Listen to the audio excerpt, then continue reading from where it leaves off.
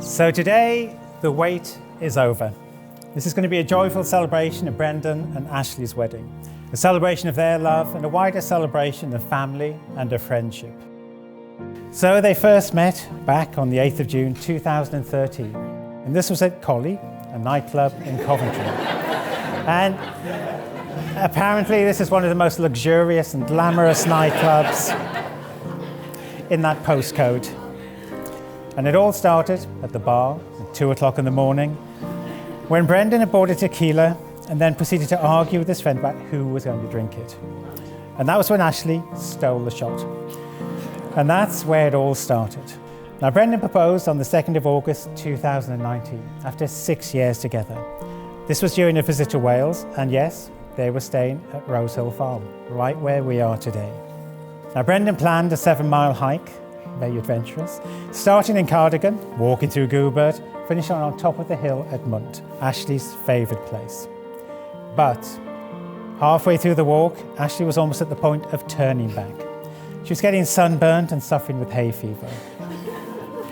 But little did she know that in Brendan's backpack there was the engagement ring. And after finding what seemed like the only spot on the hill where there weren't swarming ants, they set up their picnic, they had lunch, a couple of glasses of wine, and Brendan decided this was the time to pop the question. And he awkwardly opened the box upside down, and also he forgot how to speak. But after finally popping the question, it was greeted with a big yes.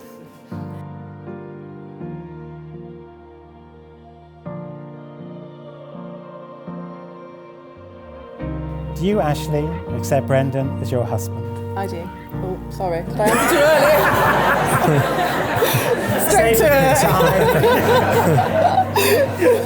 too early? Joining with him in matrimony, offering your friendship and loving care, honouring his growth and freedom as well as your own, cherishing and respecting him, loving and embracing him in times of adversity and in times of joy. If so, answer now. I do. Do you, Brendan, accept Ashley as your wife, joining with her today in matrimony, offering your friendship and loving care, honouring her growth and freedom as well as your own, cherishing and respecting her, loving and embracing her in times of adversity and times of joy? If so, answer now, I do. I do. So Brendan and Ashley, in the presence of your family and friends here today, and through the strength of your love for each other, it gives me great pleasure to pronounce you married. You can seal your vows with a kiss.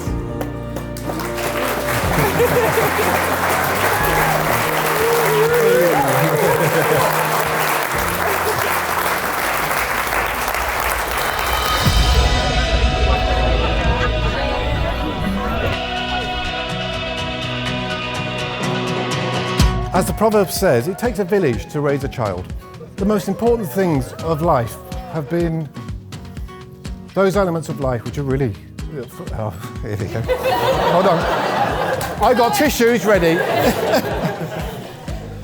As you've journeyed through these years, you've developed a love for each other that is pure and it's refined. It's like a golden thread that's drawn you both to each other. In the following years of seasons of life, joys and challenges will come. And as a couple, the normal ebbs and flows of life together will bring milestones and memories along the way. My advice, if I can be so bold, if you both draw from the strength of each other and from the golden thread, that thread which is refined and become more pure and more precious as days go on. A thread that will sometimes get covered in dust and dirt, but that's life. But always remember to spend time together back to that golden thread.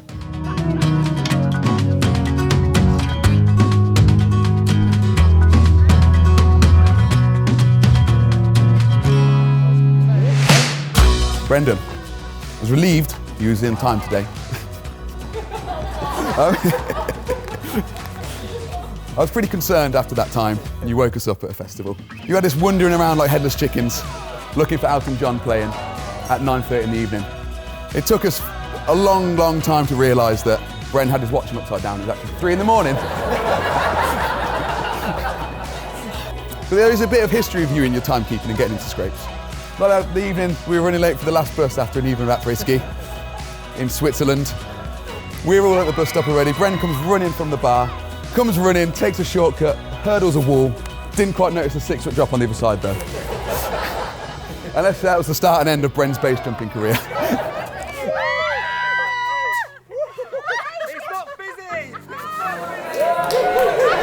Hi everyone. Just got a few thank yous to say to some special people who have helped throughout the day. The first one is to my mum and dad, John and Denise, who have just constantly been a rock in my life and supported me.